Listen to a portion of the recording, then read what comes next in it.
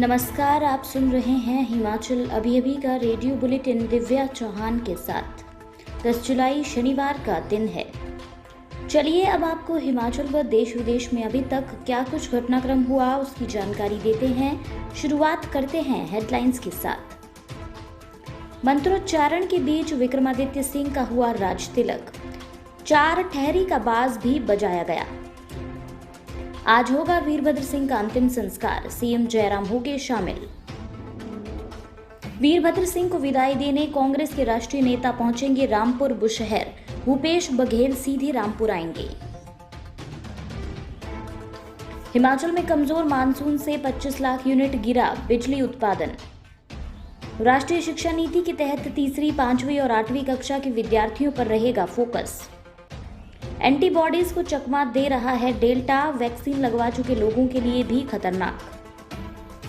अब विस्तार से चर्चा करते हैं इन खबरों पर। आप जानते हैं कि कोरोना की लहर देश में कमजोर पड़ने लगी है। संक्रमितों के आंकड़ों में कमी आई है, लेकिन हमें अभी भी एहतियात बरतने की जरूरत है। इसलिए लापरवाही बिल्कुल न बरतें। 3 मंत्र जरूर याद रखें। मास्क पहनें, सोशल डिस्टेंसिंग के लिए उचित दूरी बनाए रखें, हाथ व मुंह साफ करते रहें। कोरोना से बचाव के लिए अपनी बारी आने पर कोरोना का टीका जरूर लगवाएं और जो लोग पहला टीका लगवा चुके हैं वो समय आने पर दूसरा टीका जरूर लगवाएं। आपके स्वास्थ्य का प्रहरी श्री बालाजी हॉस्पिटल, कांगड़ा, हिमाचल। बुशहर रियासत की परंपरा के अनुसार पद्म पैलेस में वीरभद्र सिंह के पुत्र विक्रमादित्य सिंह का राज तिलक हुआ। मंत्रोच्चारण के बीच सारी परंपरा का निर्वहन किया गया, साथ ही मंत्रों द्वारा उन्हें शक्ति प्रदान की गई। 4 ठहरी का बाज भी बजाया गया और जयकारा लगाया गया। वीरभद्र सिंह 13 साल की आयु में राजा बने थे। उन्होंने 74 साल तक रियासत को संभाला। अब इनके बेटे विक्रमादित्य सिंह कृष्ण वंश के 123वें राजा बने हैं। रामपुर रियासत की ये प्रथा रही है कि राजा का अंतिम संस्कार तब तक नहीं होता जब तक अगले उत्तराधिकारी का राज तिलक ना हो, क्योंकि राजगद्दी को खाली नहीं छोड़ा जा सकता। वीरभद्र सिंह के अंतिम संस्कार से पहले परंपराओं का निर्वहन करते हुए विक्रमादित्य सिंह का राजमहल में राज तिलक हुआ। उसके बाद अंतिम संस्कार की प्रक्रिया शुरू होगी। 4 ठहरी यानी शिंगला, शनेरी, लालसा और डंसा के वाद्य यंत्रों से पहले विक्रमादित्य सिंह के राज तिलक के दौरान खुशी का एहसास कराने वाले धुनों से बजा रहे थे। इसके बाद शोक धुनों के साथ वाद्य यंत्र वीरभद्र सिंह की शव यात्रा में शरीक होंगे। रामपुर की जोगनी बाग स्थित राज परिवार के शमशान घाट में वीरभद्र सिंह का अंतिम संस्कार होगा। पूर्व सीएम वीरभद्र सिंह का आज अंतिम संस्कार होगा। अपने प्रिय नेता के अंतिम दर्शन के लिए हजारों की संख्या में लोग पद्म पैलेस रामपुर पहुंच रहे हैं। लोगों द्वारा लगाए जा रहे नारों से पूरा राजमहल गूंज उठा है। वीरभद्र सिंह का पार्थिव शरीर महल के मुख्य हॉल में रखा गया है। उनके अंतिम यात्रा में शामिल होने के लिए प्रदेश के कोने कोने से लोग पहुंच रहे हैं। वीरभद्र सिंह के अंतिम संस्कार में सीएम जयराम ठाकुर भी शामिल होंगे। सीएम जयराम ठाकुर दोपहर करीब 2:30 बजे रामपुर पहुंचेंगे। करीब 3 बजे वीरभद्र सिंह का अंतिम संस्कार किया जाएगा। हिमाचल प्रदेश के पूर्व सीएम को अंतिम विदाई देने के लिए आज कांग्रेस के राष्ट्रीय नेता भी पहुंचेंगे। कांग्रेस की राष्ट्रीय अध्यक्ष सोनिया गांधी ने वीरभद्र सिंह के अंतिम संस्कार में भाग लेने के लिए 4 सदस्यीय प्रतिनिधिमंडल नामित किया है। ये प्रतिनिधिमंडल शनिवार को रामपुर बुशहर में अखिल भारतीय कांग्रेस कमेटी की ओर से अंतिम संस्कार में भाग लेगा व श्रद्धा सुमन अर्पित करेगा। प्रतिनिधिमंडल में छत्तीसगढ़ के सीएम भूपेश बघेल, अखिल भारतीय कांग्रेस कमेटी के कोषाध्यक्ष पवन बंसल, कार्य समिति के सदस्य आनंद शर्मा व प्रदेश प्रभारी राजीव शुक्ला, जो 2 दिन से शिमला में ही हैं, को शामिल किया गया है।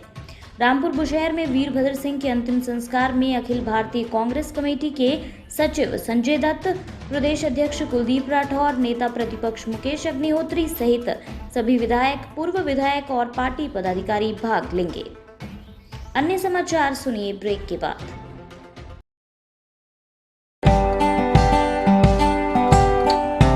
Shri Balaji multi speciality hospital, Kangra.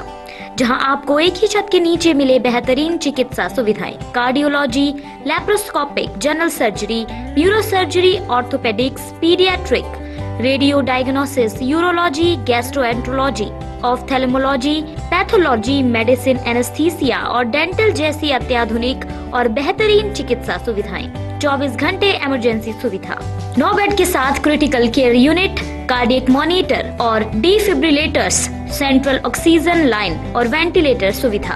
Himachal प्रदेश के सबसे बड़े निजी स्वास्थ्य सेवा प्रदाताओं में से एक Shri Balaji multi speciality hospital Kangra राष्ट्रीय स्वास्थ्य बीमा योजना के साथ सूचीबद्ध Shri Balaji multi speciality hospital Kangra BPL परिवारों के लिए अस्पताल में कैशलेस भर्ती होने के साथ ही ईसीएच की भी सुविधा।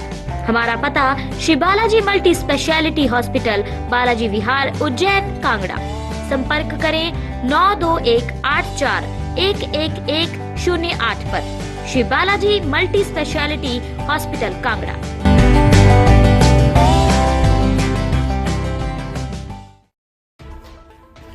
हिमाचल प्रदेश में मानसून कमजोर होने से 25 लाख यूनिट तक बिजली उत्पादन कम हो गया है। नदियों में पानी की कमी के चलते बिजली उत्पादन घटा है। हालांकि गर्मियों के मौसम में बिजली की कम मांग से प्रदेश में अभी भी बिजली सप्लाई सरप्लस है।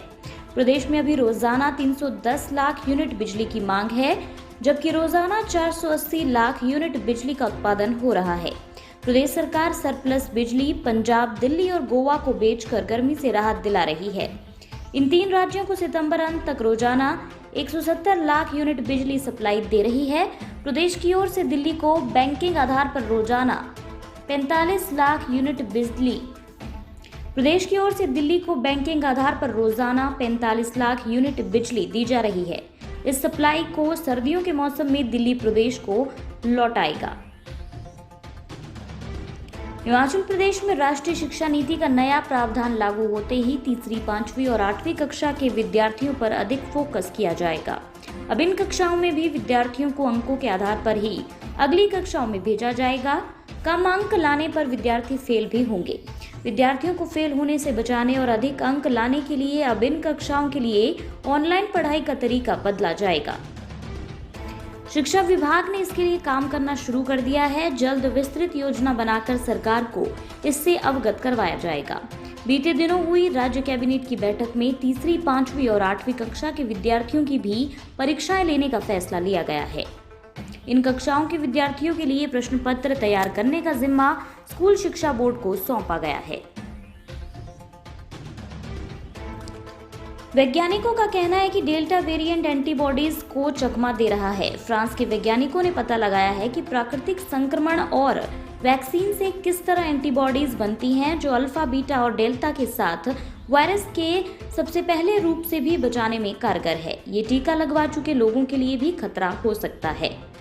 वैज्ञानिकों ने संक्रमण की चपेट में आ चुके 103 लोगों की जांच की तो पता चला कि डेल्टा बिना वैक्सीन वाले लोगों जो अल्फा की चपेट में आए हैं उनकी तुलना में कम संवेदनशील है। वैज्ञानिकों ने 59 लोगों के सैंपल की जांच की जिन्हें एस्ट्राजेनिका या फाइजर टीके की 1 या 2 डोज लग चुकी थी। टीम ने पाया कि 1 डोज लेने वाले केवल 10% में इम्यूनिटी दिखी गई और डेल्टा व बीटा वेरिएंट को न्यूट्रलाइज करने में सक्षम था। इसी के साथ ये रेडियो बुलेटिन यहीं समाप्त होता है। धन्यवाद।